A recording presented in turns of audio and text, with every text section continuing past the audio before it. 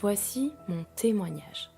Chaque nuit, dès que je ferme les yeux, dès que je m'endors, je me transporte au XXe siècle, dans un lieu, en Belgique, en France ou au Luxembourg, où l'on se bat encore. Je suis un simple témoin de ces événements, et chaque nuit, une nouvelle histoire se déroule sous mes yeux. Ces voyages dans le temps, avec ces hommes et ces femmes au cœur des conflits, m'ont appris beaucoup sur leurs épreuves et leur courage. Ma voix vous guidera tout au long de ce podcast vers les images et les messages reçus au cours de ces nuits étranges et mouvementées.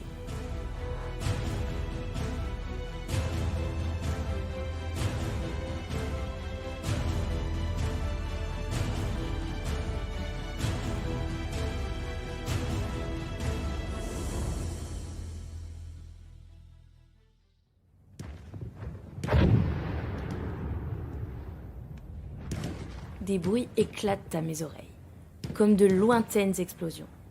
La rumeur, assourdissante, se fait de plus en plus nette. Mes yeux s'ouvrent, je suis ébloui par le ciel gris face à moi.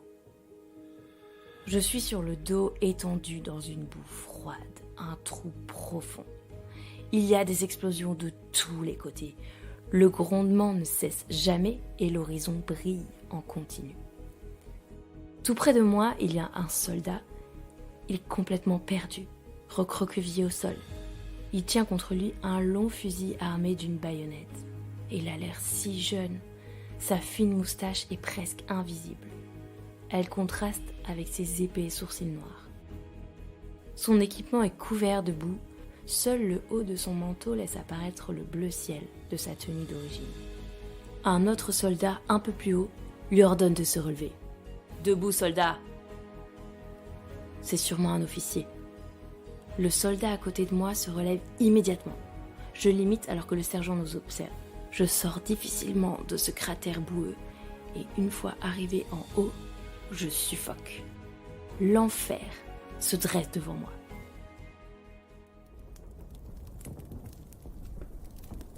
Deux troncs d'arbres calcinés et décapités rappellent que la vie avait existé. Autour, le néant absolu. De la terre à perte de vue, noirâtre et informe. Et dessus, des milliers d'hommes qui marchent pas à pas vers une tranchée où leurs ennemis se terrent. Ils avancent puis s'envolent, pris dans l'explosion d'un obus, d'une grenade ou d'une mine. Ils tombent, fauchés par les rafales des mitraillettes, comme de vulgaires pantins désarticulés. La vie a déserté cet endroit. Pourtant, je suis là, au cœur de la Grande Guerre, avec ces soldats appelés les poilus, de véritables héros malgré eux. Derrière moi, à peine 100 mètres, une autre tranchée serpent dans la boue. Des centaines d'autres soldats en sortent et crient pour se donner du courage. J'avance avec eux.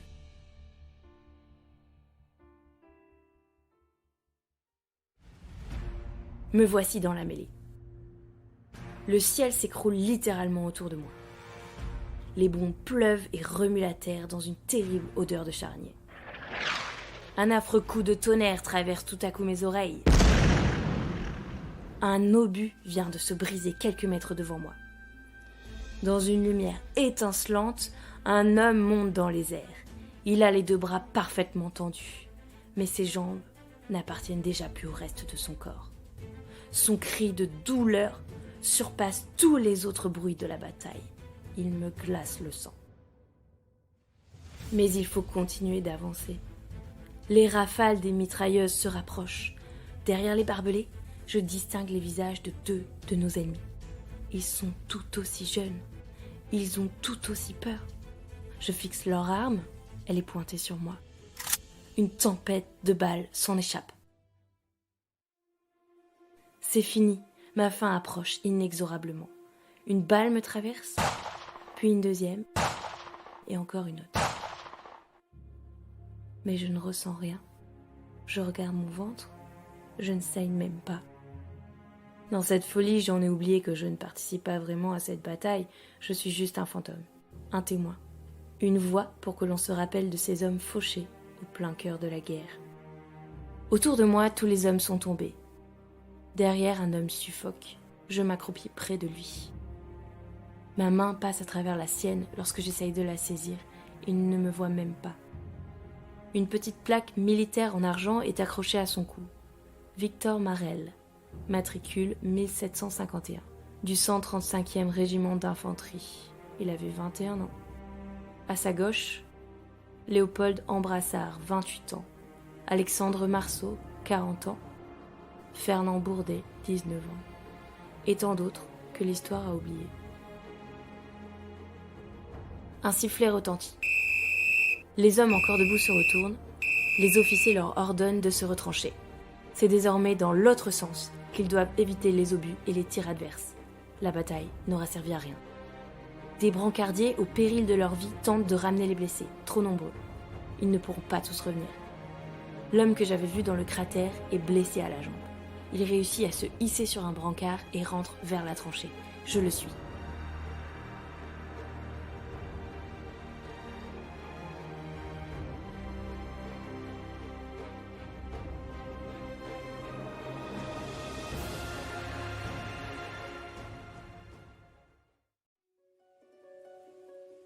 Ça fait maintenant 3 jours que j'erre comme une ombre dans la tranchée qui sert de camp de fortune à l'escouade que j'ai suivie depuis la bataille.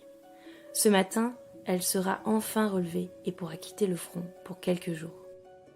Les Allemands n'ont pas riposté depuis notre attaque. Cependant, les obus continuent de siffler régulièrement au-dessus de nos têtes. Les hommes, eux, sont à bout. Ils ne dorment presque plus, ne mangent presque plus, ne boivent presque plus. L'ennemi reste une menace sérieuse, mais c'est le froid, la pluie, la boue qui rendent le quotidien si difficile. Le manque d'eau et de nourriture, les rats et les poux, l'odeur. J'aurais préféré ne pas pouvoir sentir. L'air est empesté par les cadavres des champs de bataille. Les déchets humains de toutes sortes se décomposent dans les murs branlants des tranchées. Jean, le soldat blessé à la jambe, est toujours avec nous. Faute de place, il n'a pas pu être évacué et sa blessure s'est infectée. J'espère qu'il pourra être soigné. Dans son malheur, il a tout de même croisé les brancardiers. D'autres malheureux n'ont pas eu cette chance. Ils ont été laissés dans le no man's land et agonisent lentement. Ils appellent sans cesse au secours. Un des soldats, Allé, a eu le malheur de parler un peu fort hier matin. L'un des blessés l'a reconnu. « Allez, tu es là. Viens me voir s'il te plaît. Me laisse pas tomber comme ça. Donne-moi au moins de l'eau. » Il l'a appelé ainsi toute la matinée. La nuit, les mourants n'appellent plus leurs camarades à l'aide, mais leur mère. On entend des dizaines et des dizaines de gémissements aigus, faibles, déchirants. Les hommes à mes côtés dorment depuis 3 nuits, hantés par ces murmures, de moins en moins nombreux et de plus en plus faibles. Bientôt, ils s'éteindront pour de bon. La relève arrive enfin. Des soldats installent Jean sur une planche de bois et toute l'escouade, tout du moins ce qu'il en reste, peut quitter cet enfer pour quelque temps.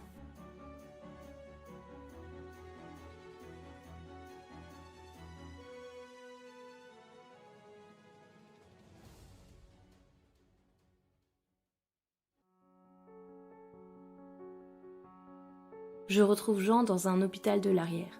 Il est sur un lit, entouré par des dizaines d'autres blessés, entassés dans une grande salle.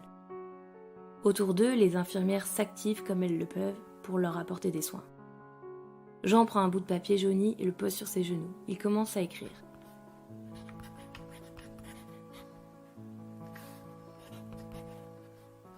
Ma bien-aimée, je t'écris pour te dire que je ne reviendrai pas de la guerre.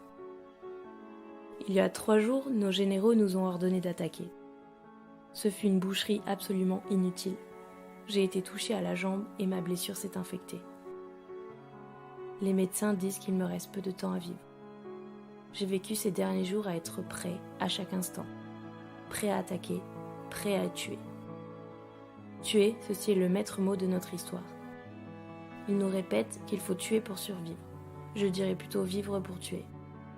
C'est comme cela que j'ai vécu chaque minute de cet enfer, sans hygiène, sans repos, sans joie, sans vie. Il n'y a en fait plus aucune vie à cet endroit, car tuer des êtres humains, ce n'est pas une vie. Pourquoi en suis-je arrivée là ? Dans ta dernière lettre, tu m'as dit que tu étais enceinte depuis ma permission d'il y a 2 mois. Quand notre enfant naîtra, tu lui diras que son père est mort en héros pour la France. Et surtout, fais en sorte à ce qu'il n'aille jamais dans l'armée pour qu'il ne meure pas bêtement comme moi.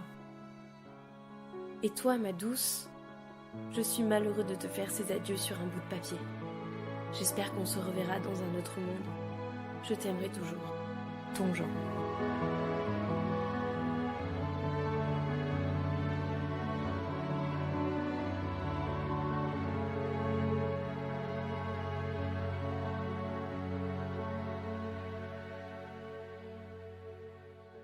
Je m'écarte, aussi délicatement que peut le faire un fantôme, et je laisse Jean avec sa douce fiancée et cet hôpital bondé. Dehors sur la place, des militaires sont attroupés. Toute la compagnie a été formée en carré. Je m'approche pour mieux voir. L'un des côtés est occupé par un peloton d'exécution. 2 automobiles amènent 2 hommes. Bien escortés par 4 sous-officiers, les malheureux sont conduits au milieu du carré. On leur bande les yeux et on leur attache les mains. Puis un officier lit à voix haute les chefs d'accusation. Les 2 hommes ont quitté leur tranchée et refusé d'y revenir. Ils ont été jugés le matin même par une cour martiale. Leur exécution publique servira d'exemple. Une fois la lecture faite, les 2 condamnés sont mis à genoux, sans aucun geste ni murmure de refus. La compagnie est mise au présenté armes, la poignée de leur fusil dans la paume de la main droite, le fusil le long du corps. Certains détournent le regard de la scène, écœurés. L'adjudant commandant le peloton d'exécution s'écrie « Joue !» Les 12 militaires, les bras tremblants, se mettent en position face aux 2 hommes agenouillés. Feu ! 12 tirs éclatent. Je ferme les yeux et je laisse s'échapper les bruits de pas des militaires qui défilent près des 2 fusillés.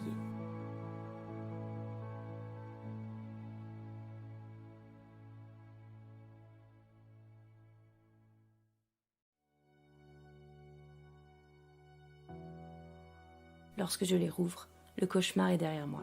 Je suis allongée dans mon lit, plus d'1 siècle plus tard. Je suis prête à témoigner de la vie de ces hommes et de ces femmes qui ont risqué leur vie. Prête à replonger dans l'histoire pour faire ressurgir leur passé. Prête à devenir la passeuse de leur mémoire.